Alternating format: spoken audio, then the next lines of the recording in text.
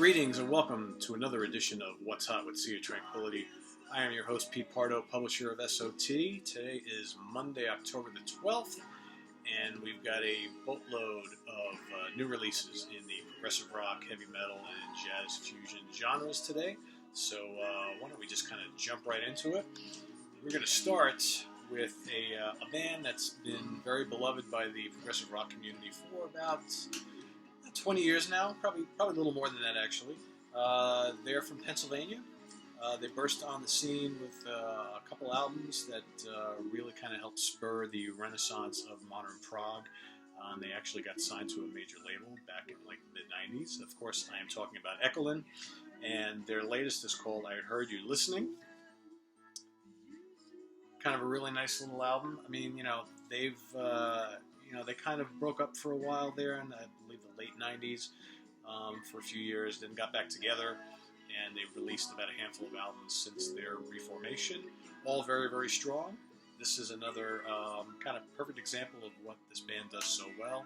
They've got these great multi-part harmonies, vocal harmonies, quirky arrangements that at times remind of Gentle Giant.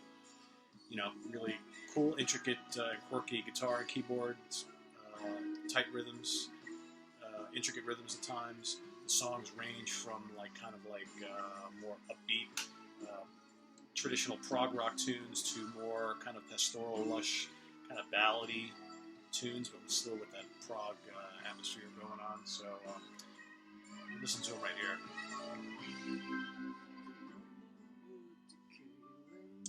Yeah, the vocals are spectacular throughout the album. Pretty neat, huh? And there's about, what do we got? 1, 2, 3, 4, 5, 6, 7. There's about 10 tracks on here. 9, I'm sorry. And like I said, it kind of moves about in the styles of each one. Kind of keeps you on your toes, keeps you guessing. It's one of those albums that you're not going to immediately get into first listening to. It's going to take a few times to really kind of, get into all the little nuances that the band is putting through. But that's kind of that's Echolyn. Really good stuff. I like this album a lot. This is going to be ranking high up there on the list of top prog albums of the year for me, definitely, I'm sure, for a lot of you fans at home. So, again, brand new Echolyn. I heard you listening. I'm sure they know we're listening. Good stuff. We're going to stick on prog rock. We're going to go to a couple of legendary musicians here. Jon Anderson and Jean-Luc Ponty. Neither one should be strangers to anybody who's been following prog or jazz fusion for the last 30, 40 years. Jon Anderson is the former founding member of Yes, lead vocalist. Jean-Luc Ponty, violinist extraordinaire. He's played with Frank Zappa and countless other people, as well as has had a terrific solo career for many, many years. So they put a band together. It's kind of been in the works for a while. Apparently they've always wanted to work together, but the idea of actually throwing a band together didn't happen until the last couple of years. And they've got Jamie Glazer on guitar and Baron Brown on bass, Rayford Griffin on drums, and Wally Minko on keyboards. I'm sure if you're a fan of jazz fusion, you've probably heard of many of those musicians. Jamie, actually, he's been playing on and off with Jean-Luc Ponty for many years. So anyway, basically what you got here is mostly kind of brand new interpretations of some Yes classics as well as some old Ponty favorites, plus a couple new tunes. This is all recorded live. I like it. I think these guys work really well together. You've got Ponty's soaring violin and Anderson's high-pitched vocals. I really find it interesting. They take a couple of Yes classics here. So you've got Owner of a Lonely Heart, Time and a Word, Wondrous Stories, and You and I, Roundabout, which are given like a new twist with Ponty's violin in there instead of what you normally hear, this like crazy guitar and keyboard stuff going by Rick Wakeman and Steve Howe. But here it's Ponty doing most of the heavy lifting. And then, Infinite Mirage, if you're a Ponty fan, you know that song Mirage, one of his all-time best tunes. And here it's kind of changed up a little bit. Got some added John Anderson vocals, give it a nice, interesting spin. So really, really cool stuff. I really didn't know what to expect with this, and it's actually a very pleasant listen. And I would love to hear these guys do an album of all original materials. So, check it out. It's actually really, really good. Better Late Than Never is the name of it. Anderson Ponty Band. Sticking on Prague, we're going to go to Belgium now. The space rock collective known as Quantum Fantay, Dancing in Limbo is the name of the new album on Progressive Promotion Records. And, I don't know what else to say about these guys other than if you like Ozric Tentacles, you're going to love this. There's only a handful of tunes on here. And, long songs, those kind of like ambient, techno, trance rhythms, crazy synths, soaring guitar riffs and solos, all instrumental. One song kind of leads into the next. It's almost as if it's like one long track. So, I like it though. It's really addicting. I love this kind of space rock. I really do. And I'm a big fan of the Ozric Tentacles. And apparently the keyboard player in the band is good buddies with Edwin from the Ozrics. And you can tell Ed's his idol, and now they're good friends. And, he's kind of carrying on the Ozric tradition with this band. So, highly recommend it. It's good. If you like space rock, if it's really not your thing, it may not be for you. But if you do like kind of proggy, spacey, kind of psychedelic, music, a little bit danceable at times, give this a try. Good stuff. All right, now, kind of one-man band. Well, I should call them the one-man band with a bunch of all-stars. That's Telergy. Hypatia is the name of the new one. And, this basically is like an all-star collaboration started up by Robert McClung. He's kind of the brains behind Telergy. He plays like a million instruments.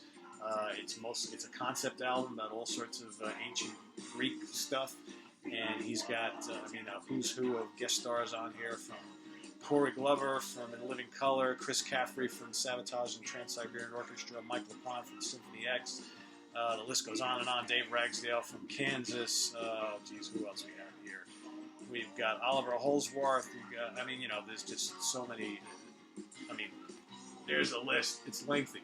So, but anyway, it's kind of like prog metal, mostly instrumental, just kind of big and epic, and fluctuates between some really kind of pastoral stuff to bombastic. Some parts are pretty heavy. If you can think of like maybe the Arion albums without all the vocals, kind of what this is. I really like it. Some great artwork on here, as you can see, and definitely check it out. He had released another album a couple years ago. This is right along the same lines. So, cool instrumental, mostly instrumental concept album, bombastic, symphonic, heavy, kind of all that stuff. So, Progress, check it out. We're going to slip over to jazz. So, if you've been a long-time jazz fan, some of you probably have heard over the years the legendary bassist Eberhard Weber. He suffered a stroke a few years ago, so he really hasn't been able to play much. So a lot of his old friends from the ECM Records roster decided to get together and kind of pay tribute to him at a concert in Germany. And it's called Hommage à Eberhard Weber. And you saw it. You got Pat Metheny and Jan Gabarek, Gary Burton, Scott Culley, Danny Gottlieb, Paul McCandless, Michael Gibbs, Helgi Sunday, and the SWR Big Band. It's bombastic. It's lush classical stuff. It's, really, really cool. I kind of dig hearing Metheny back on an ECM release. That's kind of where it started.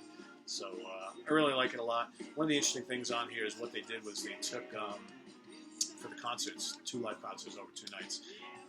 This is the best from the 2 nights. And basically what they did was Metheny came up with the idea to take some pre-recorded bass arrangements from Weber, going back for the day, and basically they played that during times of the concert with photos, or it's hard to tell in the booklet, it's either photos or a video of Weber playing like back in the 70s on the video screen behind the band, and they're up there playing over the loops of his original bass tracks. So it's actually kind of a neat idea. And Mr. Weber was actually sitting in the front row watching the concert, so he was totally involved, and just kind of a really cool idea. And of course, from ECM, they're always putting out really, really quality products. So just really nice stuff here.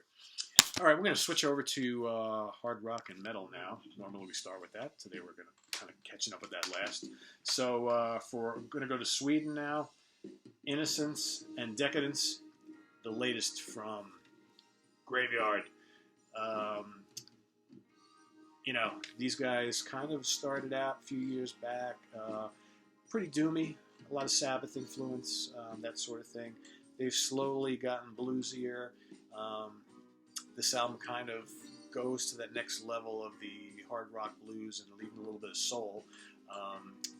This is very, very good. It's not a very heavy album. Rockin' in spots. There's a handful of tunes that are, pretty rockin'.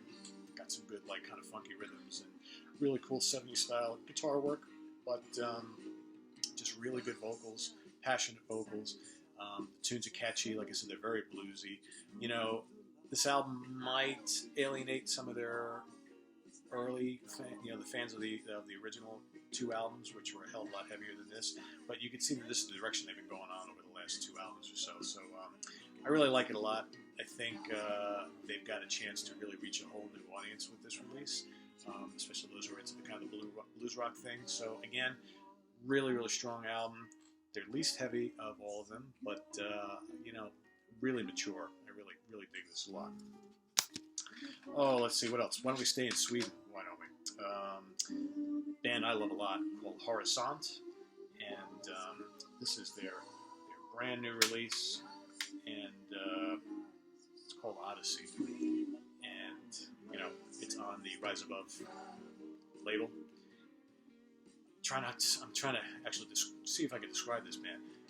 Again, they're a metal band, but also kind of like Graveyard, they're leaning more towards the hard rock style of things, and the blues rock, and there's even a little bit of prog on here as well.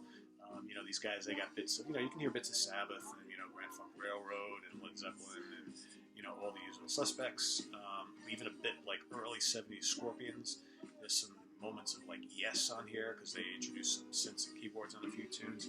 But really, really good vocals, high-pitched vocals, great guitar work, great rhythms. And just a really addicting band. I've loved this since they first came out. So, and again, they're from Sweden. You just can't go wrong. So, if you haven't, they're kind of falling under the radar for some people. You talk about all the kind of retro hard rock bands out there. Graveyard and all a lot of the Rival Sons, all these other bands. Always you hear about them all the time.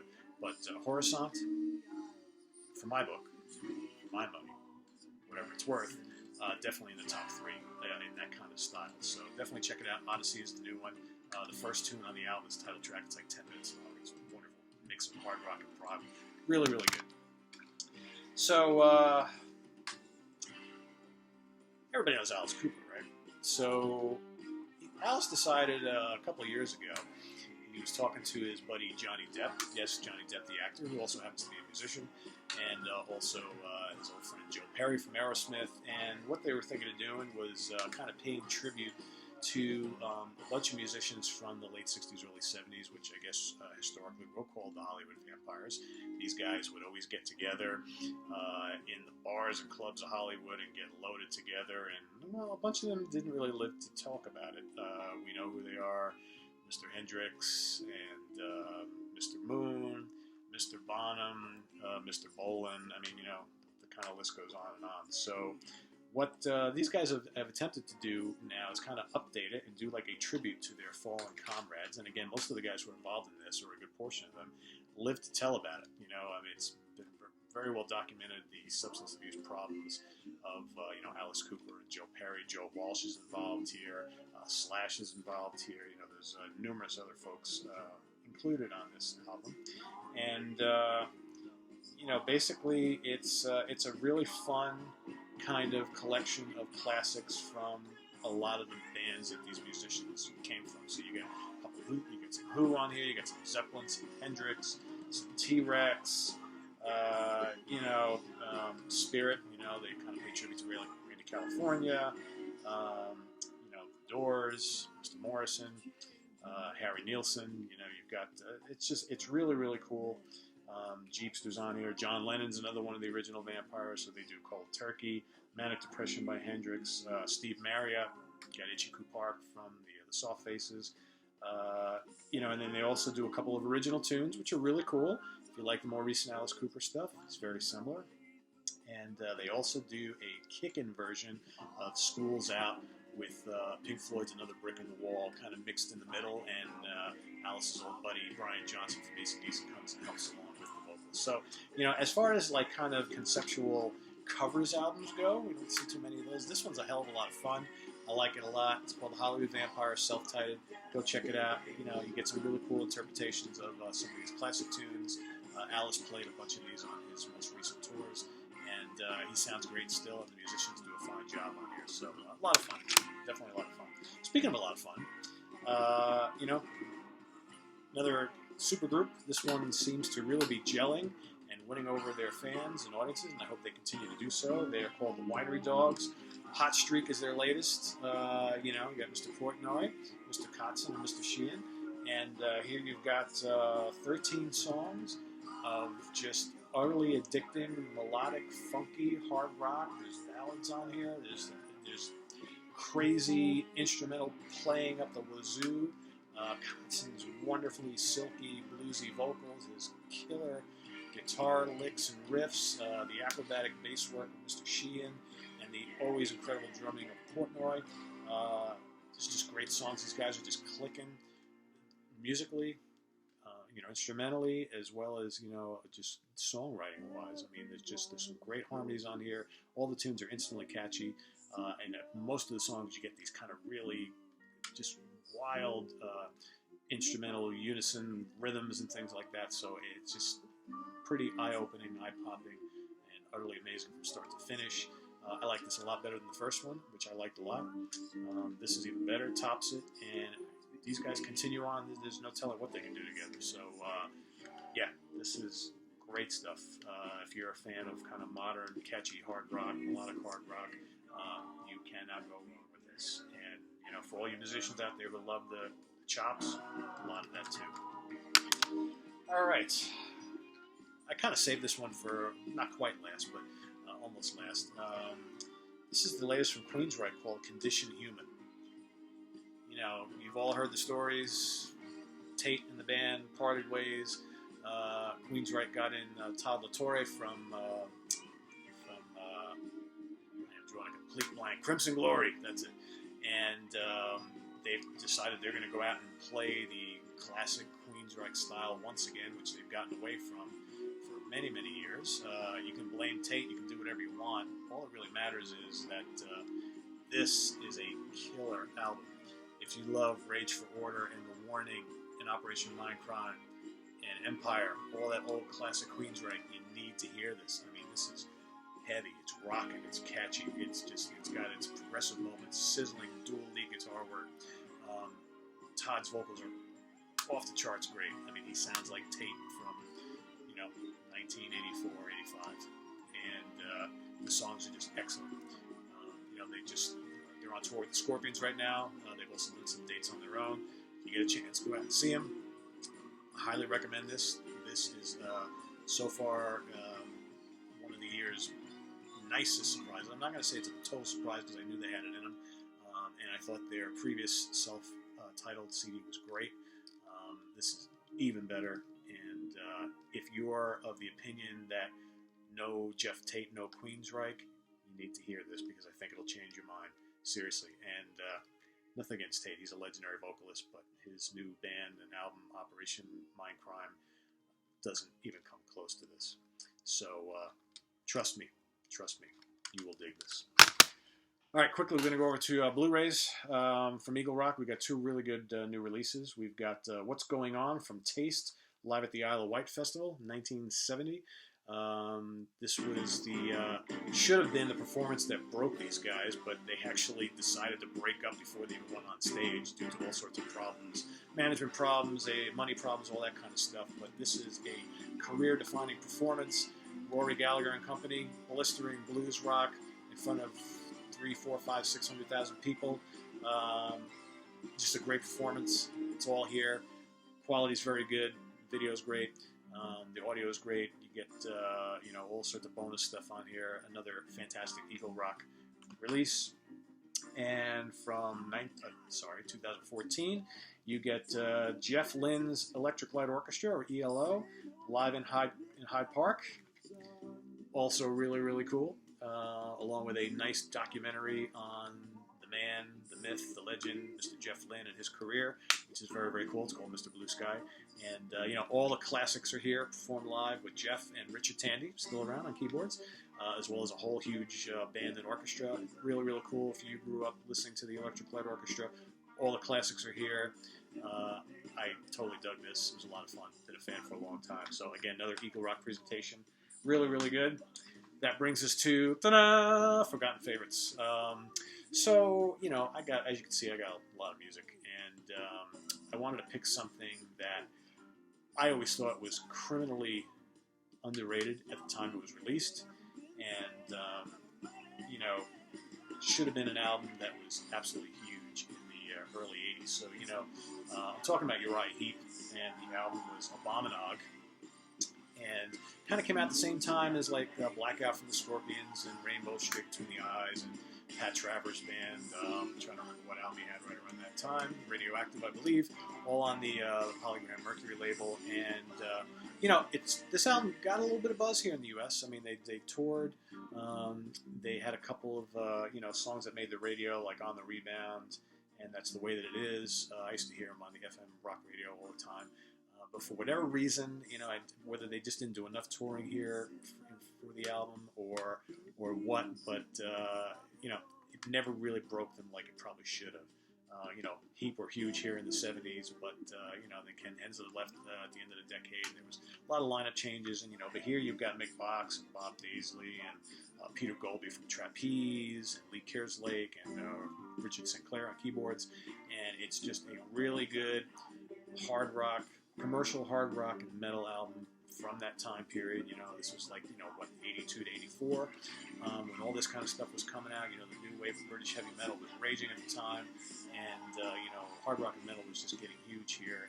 And this has great songs, really good songs, killer melodies and vocal harmonies, crunchy guitar, great keyboards. For me, it was one of the unsung albums from the early 80s that just really hit a chord with me.